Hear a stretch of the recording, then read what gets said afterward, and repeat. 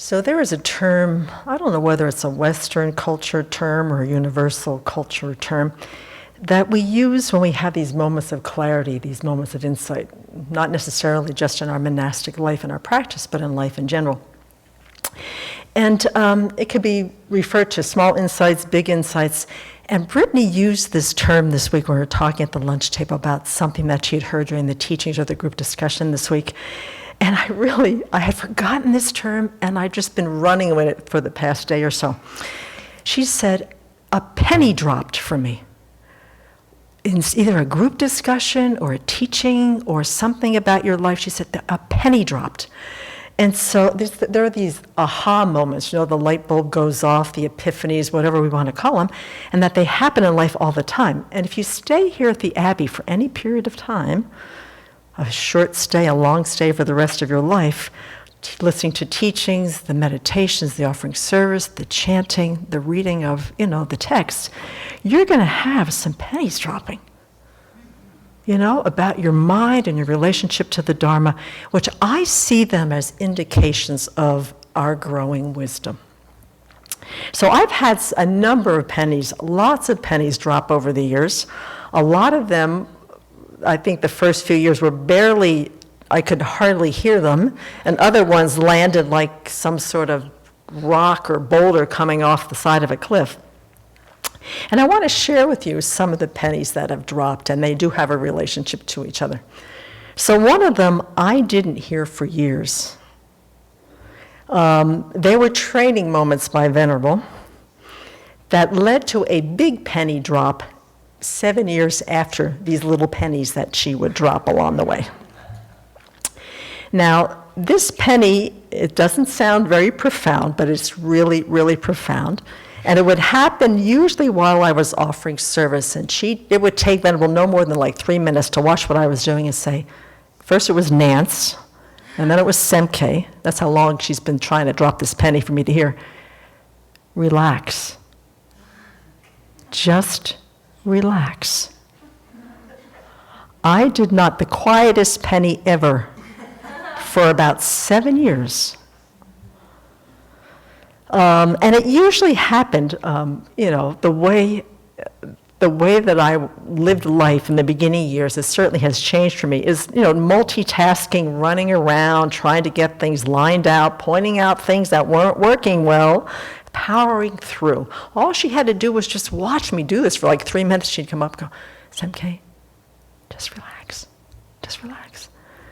Now, in the early years, since there wasn't any sound, which showed how unaware I was of the behavior that was being set off by a particular set of mental states, mostly fear and anxiety. So not knowing what the cause of this behavior that was just powering through, just being a wild person here, is that I'd ask myself, what is she talking about? I'm fine. I'm doing what I need to do. But if you are called the ever-ready bunny or Sergeant Joyce Effort and you don't notice, there's a problem. And the community actually tried to help with dropping this penny as well, never quite directly, but saying things like, people have got to really slow down. They've got to chill out, just chill out. But I never heard that penny for those first 7 years. And then in 2011, another penny dropped that helped me to hear this penny. And it was during Venerable's teachings on paths and grounds. She was describing the 10 grounds of the Bodhisattvas, what they abandon, what they actualize, what powers they accrue in each subsequent ground. Their understanding of emptiness, their depth of bodhicitta, their compassion, all the various reasonings that they have to understand themselves in order to refute wrong views. How long it takes on the bodhisattva path, and that it's normal to be expected that it's going to take this long, so it's okay not to get it right this life. And they have names like very joyful, radiant, luminous, gone afar. And so I was just totally taken by this teaching. And so it was sort of like a big penny that I heard, like a meteor hitting. And part of the context of those teachings was, and she said it a number of occasions, not just before that teaching, before 2011, and subsequently afterwards, just be content to create the causes. This is one of the biggest pennies that Venerable ever dropped in this community that I finally heard 7 years after I was here. That the entire roadmap is laid out in amazing detail in the paths and grounds, and that if you create the causes, there is a result. So relax, chill out, don't be crazy in your life thinking that you've got to get things done right now. And nowhere in those 7 words, just be content to create the causes, does it say anything about micromanaging, controlling others, being right, not being able to make a mistake, not being allowed to fail, not needing an identity to reify the self, not worrying about what other people think. And it also said, not to be complacent or lazy. There's nothing in those 7 lines that says anything about any of those things, of which were part of my life, part of my behavior, part of my thinking. It does say that the path of Buddhahood takes time, slow down, no rush, be content to create the causes, and the awakening will follow. So and so that night, I was sitting, it was in Ananda, and I was sitting there, and I was conscious of this amazing release in my body, this amazing release in my mind, this awareness of this fluttering in my chest, the tightness around my heart, my holding my breath.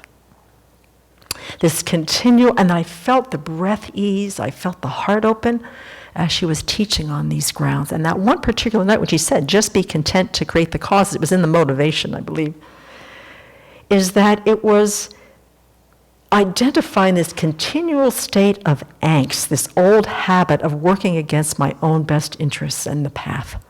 You are doing fine. Don't get crazy about life. There's no need to prove yourself, no need to push yourself, no need to be afraid. Because I've seen some underlying anxiety, and there's such a habit in my body because of these things that I tell myself. So 11 years later, okay, forward moving, I have come a long way in these 2 pennies. Relax and just be content to create the causes. My anxiety and my fear have gone way down. This sense of urgency, this need to control, this need of holding my breath, the fluttering in my heart, very old thinking generated by a mind that habitually invents a problem that isn't even here. To see the whole thing, how it gets set up, and how the body has taken on a physical manifestation of this mind. That I have the heart fluttering, I have lung issues, I've got arrhythmia in my heart, who knows, but it's kind of has played itself out. So using these 2 penny drops as medicine, slowly dismantling my fear of failure. I have a huge fear of failure, which I never saw before that night. This need for predictability, which surprisingly rarely gets met, which just increases my fear and my angst. Control issues, insecurity, self-hatred, self-doubt, very erroneous views of myself. So these 2 pennies together have converged for me to be able to use them as medicine when I start having these self-denigrating, self-hateful, erroneous ways of thinking. Another penny that has dropped over the years that also Venerable says many, many times, and it took her to write a book with it as the title for the cover, is don't believe everything you think, which goes beautifully with relax and be content just to create the causes, is that it's a huge part of the pain that we experience. I can say this directly, comes from the anxiety and fear that comes from proliferating and ruminating, the barrage of negative self-talk, mostly old news, mostly old lies about the past that no longer exist.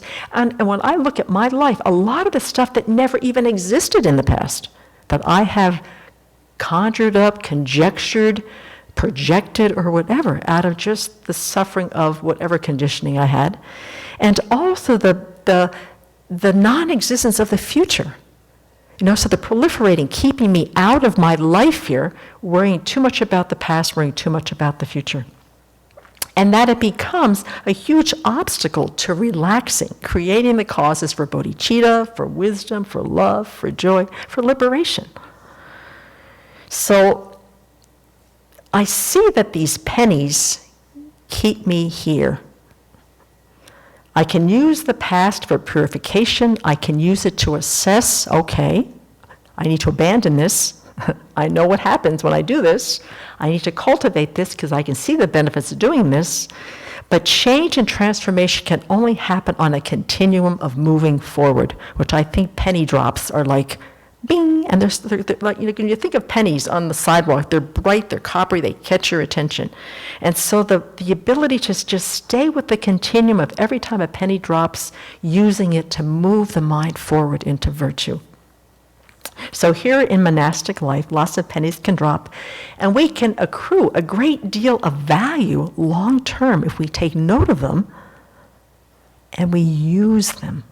They are also great conduits for bodhicitta, because they generally open up, at least my experience when I get these penny drops, is they generally open up the window. They open up the lens. So it's not just about me, which a lot of the proliferating is all about me and all my concerns, existent or non-existent. But it really helps to open the insights that can benefit not just me, but sentient beings as well. So penny drops are drops in the bucket of virtue, if we let them be. And that, over time, becomes an ocean of virtue.